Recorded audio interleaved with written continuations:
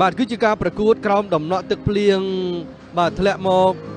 មិនសូវជាខ្លាំងទេនៅកីឡដ្ឋានអូឡ িম্প ិកបងប្អូនយើងក៏មកទ្រាំទស្សនាតាំងពីតិចដល់ច្រើនទៅបាទហើយនេះជាការការពារហើយជាការសុទ្ធរបស់ខ្សែប្រយុទ្ធសៀនសុភ័ត្រាបាទដែលអ្នកចាំទីរបស់ក្រុមមៀនម៉ាធ្វើការប្លង់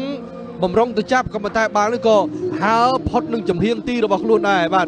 ហើយត្រង់នេះគឺជាការចាប់សង្គ្រោះបានពីអ្នកចាំទីកុងរ៉ាផាត់ក្រោយពេលដែលខាងក្រុមមៀនម៉ាបាទធ្វើការសម្រុកទៅគឺលោតតែតបន្តិចបាទលោតតែតនៅមុខទីបន្តិចគិតតែអស់មុំហើយប៉ុន្តែនៅមិនអីទេការតែតរបស់ខ្សែប្រយុទ្ធយេវិនតុនរបស់មៀនម៉ាក្រោយមកទៀតមៀនម៉ាបែរសម្រុកជាបន្តបាទប្រព័ន្ធខាងស្ដាំរបស់មៀនម៉ានេះគឺពិតជាស្រួចមែនតើបាទពួកគេលេងបានល្អត្រង់នេះគឺបែរសុទ្ធតែអ្នកចាំទីបើមិនចាប់ក៏បាល់មិនចូលដែរកម្ពុជាមិនមែនថាអស់ឱកាសទេបាទលេខ9ជារឿយគឺតែងតែមានការស្កាត់មកមុនពីខ្សែការពារជាពិសេសគឺអ្នកចាំទីនឹងតែម្ដងបាទគឺកីឡាករតេតវៃយ៉ាន់សូនេះគឺឡើងមកមុនរហូតគឺស្កាក់របស់កីឡាករសៀងចន្ទធាបាទ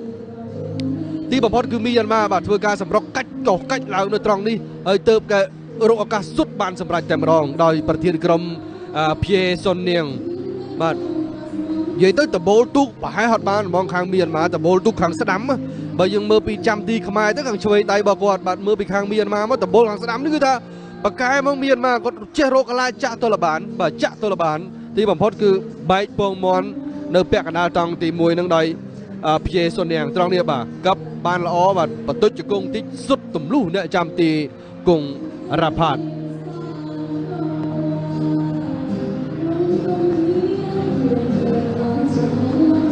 ហើយខាងក្រុមបាល់ទាត់កម្ពុជាក៏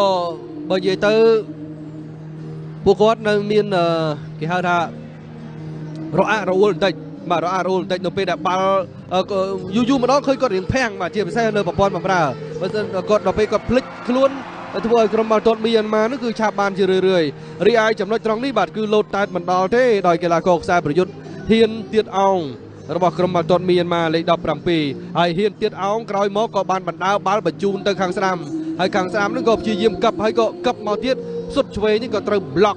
ដោយខ្សែការពាររបស់កម្ពុជាដល់ទៅ2នាក់ពីការសុទ្ធរបស់ភៀសុននាងដែលគាត់ព្យាយាមស្វែងរកគ្រាប់ទី2ឲ្យក្រុមបាល់ទាត់មីយ៉ាន់ម៉ាអុយ16របស់មីយ៉ាន់ម៉ានោះគឺថាពិតជាស្រួចមែនបាទប៉ុន្តែសង្ឃឹមថានៅក្នុងតង់ទី2បាទគ្រូបង្វឹកលោកអ៊ីណូអេកាស៊ូណូរីក៏ដូចជាអ្នកចាត់ការទូទៅលោកកៅសារ៉េតនឹងមានយុទ្ធសាស្ត្រអ្វីបន្តនឹងមានយុទ្ធសាស្ត្រអ្វីប្លែកបាទបើនិយាយពីប្រព័ន្ធការពារយើងហ្នឹងគឺបានល្អហើយបាទឯខ្សែបំរើរបស់កម្ពុជាហ្នឹងនៅមានកន្លែងខ្លះដូចជាថាគាត់នៅរៀងភាំងបាទអញ្ចឹងបើសំខាន់គឺប្រព័ន្ធប្រយុទ្ធថែមទៀតនៅពេលដែលខ្សែបំរើបាទដូច្នេះក៏សូមអញ្ជើញទៅទស្សនារូបភាព highlight ទាំងនេះតទៅ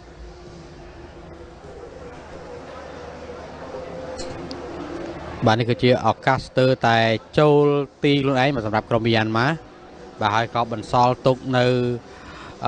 កីឡាករមួយរងរបួសផងដែរបាទខ្ញុំខាន់តែបេតូផងបាទសម្រាប់ការសុទ្ធបាល់បញ្ចូលទី2គ្រាប់របស់កម្ពុជានៅក្នុងតង់ទី2នេះបាទដោយសារតែពុំមានរូបភាពបាទធ្វើការបញ្ជាក់ជូនសារឡើងវិញបាទក៏ប៉ុន្តែយើងមានរូបភាពល្អៗផងដែរបាទស្ដីអំពីការសុទ្ធសម្ដៅទៅទីរបស់ក្រុមមីយ៉ាន់ម៉ាបាទទស្សនារូបភាពយឺតសាច់ក្មេងមកទៀតបាទការវ៉ូឡេបាល់មួយជើងប៊ីសចូល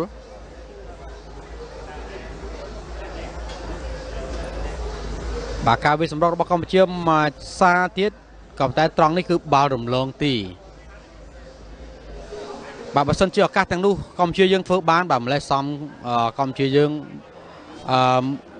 មិនសុទ្ធចូលត្រឹមតែ2គ្រាប់យ៉ាងនេះទេបាទគឺអាចសុទ្ធចូលបានច្រើនជាងនេះទៀតក៏ប៉ុន្តែនេះគឺជាការប្រកួតលក្ខណៈមិត្តភាពកម្ដៅសេចដុំទេបាទពីព្រោះថាការប្រកួតរបស់យើងធំដុំមែនទែននោះគឺជាការប្រកួតប្រជែងដណ្ដើមយកពានរង្វាន់ AAF U16 បាទប្រចាំឆ្នាំ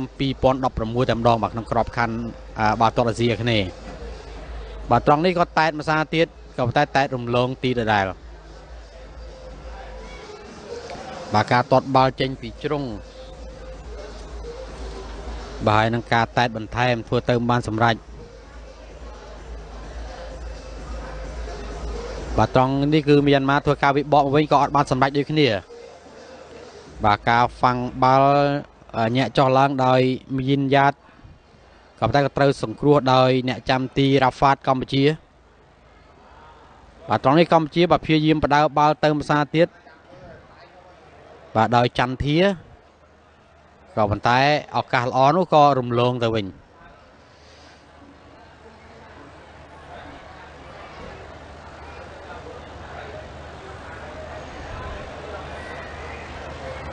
បាទម្សាទៀតកីឡាកររបស់កម្ពុជាដួលក្នុងតំបន់គ្រោះថ្នាក់ក៏ប៉ុន្តែយើងមិនលឺសូរស្នូកញ្ចែពីលោកអញ្ញាកដាលទេបាទបើទោះបីជាមានពិតដោយកីឡាករមីយ៉ាន់ម៉ាក៏ដោយបាទត្រង់នេះមីយ៉ាន់ម៉ាបាទស្ទើរតាប៉ែនបាល់មួយជើងបញ្ចូលទីបានដែរក៏ប៉ុន្តែបាល់ក៏រំលងទីទៅដូចគ្នារូបភាពយឺតសាជាថ្មីម្ដងទៀតបាទគឺជាឱកាសរបស់កីឡាករខងខាន់បាទកម្ពុជាជារឿយបាទធ្វើការវាយលុកទៅដល់មុខទីរបស់ក្រុមមីយ៉ាន់ម៉ាតែម្ដងអត់ត្រង់នេះការទាត់បាល់មកឆ្វេងក៏មកជើងឆ្វេងក៏តែបាល់ចេញទៅខាងក្រៅ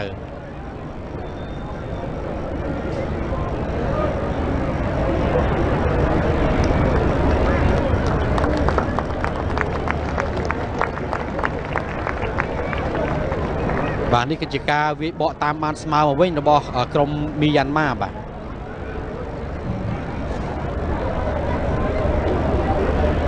ធ្វើឲ្យពួកគេសប្បាយរីករាយបាទត្រង់នេះគឺជាគ្រាប់យកឈ្នះតែម្ដងបាទដែលជាការ